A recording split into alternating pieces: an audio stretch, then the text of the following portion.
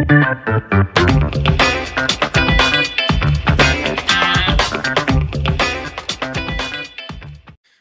and welcome to another episode of the Real Estate Investing Club. I'm your host, Gabe Peterson, and this is the place investors go to gain actionable advice, learn about current market trends, and hear war stories from other professional investors out there in the field today. Before we get started, I have two quick housekeeping items for you. First, if you like this episode, we would very much appreciate a like, subscribe, and share. It is the best way to support the show and keep it running far into the future. Second, if you're a new investor looking to get started in real estate or an experienced investor looking to take your investing to the next level, I've created an ebook just for you that will cover how to find deals that are actually deals, how to finance those deals with little to no money down, and how to exit those deals for maximum value. On top of that, I throw in an insane amount of free bonuses that you'll have access to once you buy the ebook. All I charge is our admin costs to keep this show running. So if you're serious about real estate investing and want to create both active and passive income as an investor, head on over to the website at therealestateinvestingclub.com and click on the button that says get the ebook in the upper right-hand corner to grab yourself a copy. With that said, let's dive right in. Today we have a very special guest with us, ready to drop some investor knowledge on you. So buckle up, grab your pen and paper, and enjoy the ride. All right. Welcome back to another episode of the Real Estate Investing Club. Today we have Chuck Bongiovanni here. Nailed that last name. Nailed it. Chuck is from Majestic Residences. He is here to talk to us about a niche that we don't often have on this podcast, so I'm super excited. Residential assisted living. Well, Chuck, thank you very much for hopping on the podcast. Gabe, thanks for the invite. All right. I told you before we got on here, we like starting with stories, or we like to hear people's stories. So why don't you take us back to the beginning of your story? How did you get into assisted living? So back in the days when the dinosaurs kind of walked the earth, no, probably about 30 something years ago, I graduated as a social worker, and I was helping families find assisted living. And so what happened was that became a business model for me. And I started helping families, kind of like a real estate agent. I would introduce families to different residential assisted livings and big assisted living places. And after doing that for a little over a decade, I decided to franchise that. And that franchise became the largest franchise in this space, and still is, for senior placement, or kind of like a real estate agent. And then in 2020, in the middle of the pandemic, when everyone else was panicking, I saw an opportunity, and that was franchising the residential assisted living space. So we sold our first franchise in 2021, and brings us to where we are today. Perfect, man. I love it. So you got started as a social worker in the trenches, as they say, and then you went up to make your own franchise. That's really exciting. Yeah, social workers don't make enough money, so I had to do something. So I hear, and that's a shame. They should definitely be paid more. All right. So, I mean, we talked a little bit before we hopped on here about your model, and it really is intriguing to me. So why don't you kind of explain what you guys do at Majestic Residences and just kind of how the model works? Sure. Well, a residential assisted living home is, pretty much what it sounds like. It's a assisted living facility in a residential neighborhood. So depending on the state, we can have 6 residents to 16 per home. So again, these are homes you probably have one next door to you, not specific, but I can tell you that any one of your listeners definitely has one within a mile of them. There's over 30,000 of them across the nation. So they're licensed by the state, just like nursing homes are, just like the big assisted living places that you drive by. But these are in small residential neighborhoods. HOAs can't stop them. They can't make them not open up. So they're just, they're residential assisted living homes for seniors who need just a little bit more help than those who are going to the big places. Got you. And I mean, you mentioned before we get on here, you guys work specifically, the reason that you're on this podcast is you have worked specifically with investors who have, properties out there that could be leased out, and your franchisees are some of the people that can rent these properties from them. A lot of questions jump into my mind. The first being, a lot of investors, when we buy single family houses, we buy them with the intent to rent out to individual families, and they're not specifically designed for someone with disabilities, somebody with access issues. Is If an investor like myself had a single family and he wanted to rent it out to your space, would they have to change the structure itself? The only thing that, by the way, it's a great question. The only thing they have to do is might be needing a ramp in the front door if there's a step, right? We're looking for ranch style homes, preferably 4 bedrooms, because with a 4-bedroom home and a attached garage, we can build more bedrooms in the garage.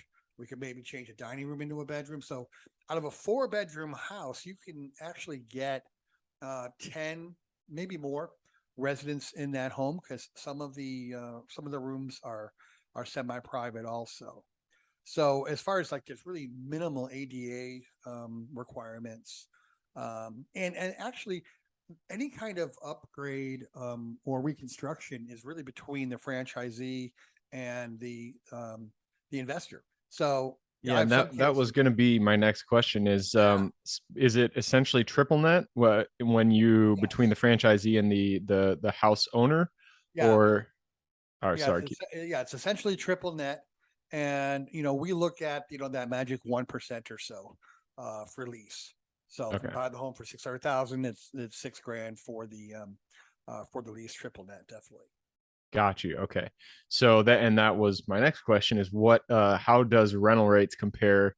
If I were to have a single family house, I can rent that house out for, let's just say $2,500. Mhm. What is it renting for Majestic residence to one of your leases? Depending where it is, probably double of what Wow. you would normally would charge. And the great thing about this is our franchise agreements are 5-year agreements. Oh, So wow. yeah, so it's a longer term lease, and you don't have to worry about them leaving in the middle of the night with your refrigerator. You know, and the other thing is that as we as an organization, as a franchisor, we're overseeing the homes too. So we're making sure that they're in top shape, along with the franchisee themselves. Got you. Interesting. So what are other considerations that, an investor, somebody who owns the house, would be wanting to, think about before they decided to take the first step towards, renting their house out to assisted living? Sure. Again, any kind of reconstruction or whatever is between the franchisee and the investor. We usually take, 1 bathroom and pretty much make 1 big shower room. So we Okay. take 1 bathroom, leave the commode, leave the sink, but probably make it a pedestal, and then take the bathtub out, put in just a walk-in shower per se, and tile about half the room, so there's no issue with any kind of problem with water with taking the shower. But everything else, really, there's no other ADA requirements for that. And again, that can be worked out between the franchisee and the investor. It's amazing. I saw one of my franchisees was a flipper, and he made some changes in the garage. He made 3 bedrooms, and then he called the fire department to come over and give him code for his sprinkler system. Right? You know what happened? I mean, I don't even have to say it. The fire came in, said, "Take these 3 rooms down, and then we'll code you to build them again." And he did. Oh, And I can tell you, I went there afterwards, and I couldn't even tell there were 3 bedrooms there. So converting it back really isn't too much of a problem. interesting. Okay. How about the demand side? So I see, especially with things like short-term rentals on the Airbnb got so big and people just flooded into the space. And in a lot of markets, there is an oversupply of short-term rentals. So, you know, assisted living is not as big, obviously, as Airbnbs or short-term rentals, but do you see that there's a problem with demand? How's the demand supply curve there? Not even an issue. If you think about it, if a company wanted to go in and they wanted to build a big assisted living place, you're talking 2 to 3 years in order for that to happen. Our homes can be opened up within 4 to 6 months. Hmm. depending on the state they're in. So they, go through the licensing process. So it's much quicker for us to open up. And like I said, there's 30,000 of these things that are built right now. Hmm. You'll be surprised how many are in, any of your listeners' communities. They wouldn't even know it because they're not on main streets. There's no signs. I literally, when I was with my first company, I literally placed a resident literally next door to their daughter's house. Oh, And the wow. home was there for 10 years. And the daughter never knew it was a residential care home. Hmm. So, and I know you've kind of mentioned this before that HOAs, they can't stop this, but there has to be some kind of, zoning that you fit into because this is Well, a business being run. yeah, it's interesting because banks, lenders have a hard time understanding this. So, we've told our franchisees these are lenders that we work with, but don't go to your local bank because they won't get it because they don't understand how can you do a commercial loan in a residential neighborhood, right? Hmm. So the HOAs, because there's this little law, I'm being sarcastic. There's a little law called the Federal Fair Housing Act, right? It's Okay. just a little It's one, a little guy. and they can't stop them. But what they can do, the only thing they really can do, is say, "Hey, you can't take the garage door off." And so we make sure that the franchisees, they'll put a fake wall in front of the garage doors, keep the garage doors there, make sure that there's egress windows in the garage too. So sometimes they have to, punch out a window, but there's really nothing else the HOA can do. And usually, Gabe, this is kind of funny. Usually, the people who complain the most in the neighborhoods are usually the first one to place his mom or dad in the home. Interesting. Always, yeah. Huh. That's interesting. Um, so what about shoot, I just had a question pop into my mind that I was interested to know, but now it is completely I'll, escaped I'll me. jump. I'll jump in. Then I'll save you. I'll save Okay. you. We are. When you think about what McDonald's did, McDonald's was the first ones to really lease the properties back to the franchisees. That's kind of like what we're doing, except we're looking for investors to do that for us. So, again, it's a minimum of a five year lease. They could have an option to buy, depending on the investor if they want to set that up.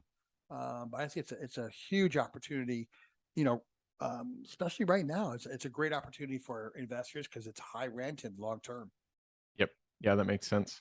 Are there any specific markets? I mean, I'm assuming you guys are nationwide, correct? Yeah. And I know, is there any specific markets that is more amenable to assisted living, or is it pretty much across the board? Doesn't matter what major metro you're in, you should be able to find some demand there. Yeah. Anywhere where there's old people. I'm just kidding. So There's, Florida. anyway. Well, I mean, yeah, from Florida, really anywhere. You can say where there's a lot of homes, a lot of care homes is a great area too because the surrounding area can support it. Where there's not a lot of them too, it could just be there just isn't a lot of them there. Doesn't mean they can't support it. Hmm. And we have homes, in all different geographic areas that are doing well. Interesting. And so, and I don't mean to cut into your business itself, but I'm just curious about the competition. Are there a lot of franchises out there that do this, that find investors and lease their buildings out to assisted living franchisees, or how does that work? There's only a handful of franchises that do what we do, but none of them are seeking investors to do this. Huh. Cool. We're actually looking into starting a REIT ourselves uh, Okay. to supply the franchisees with homes. So you're looking to actually do the acquisition of the buildings. Yeah, yeah. Wow. Okay. Well, hey man, this is definitely the first time we've heard this business model on this podcast. So I'm glad you hopped on. If anybody wanted to get in contact with you to learn a little bit more how they could, offer their single families to your business, how would they do that? They go to discovermajesticresidences.com, and there's a form there that says start your journey. One of the questions says, are you looking to be a franchisee or are you looking to be an investor? Okay. And I just want to clarify on the form that you filled out to get onto the podcast, you said discover majesticresidences.co. So Oh, it's .com, correct? yeah, that fat fingers. Okay, it's all good. So discover majestic residences plural, and that's .com, and I'll put that in the show notes. So if you guys want to reach out to Chuck and get in, get involved in majestic residences, you can get in there. And then that pushes us into the end round here. I just took a peek at the clock. We have gone through our time, so it's time to jump into the quick question round. Are you ready? Oh, I'm ready. Let's do it. It starts with books. I know we talked about this one earlier. Yep. I know you guys don't invest specifically in real estate, so you can talk about just any business book, but give me 2 recommendations, one for general life wisdom and then one for business specific.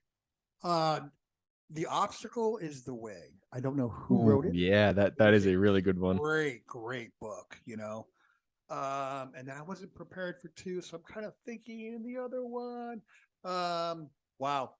I just went blank. That's all right. That's a good one. The Obstacle's the Way. That's Ryan Holiday is the author. It's a really good, it's all about Stoic philosophy. One of my favorites. Everyone should read it. There you go. Moving on. This next question is for your younger self. So if you could go back to the Chuck who was just getting out of college as a social worker, go to him, look him in the eye, give him one piece of advice moving forward. Best advice I would probably say to the old Chuck is when people say you can't do it, that just means they can't do it. So just continue to do it. Ooh, I like it. That's a good spin on that age-old wisdom. And that moves us to the next question. This one is habits. Habits form the foundation of our life. So if you could point to one thing you do every single day that contributes the most to your overall health, well-being, and happiness, what would that be? Wake up early. Waking up early. That is crucial for sure. I know these, we've been on a few vacations, me and my girlfriend recently, and I've been creeping up with the alarm. So I think today I got up at 7, but usually I get up at around 5:30. I got to get back into that habit.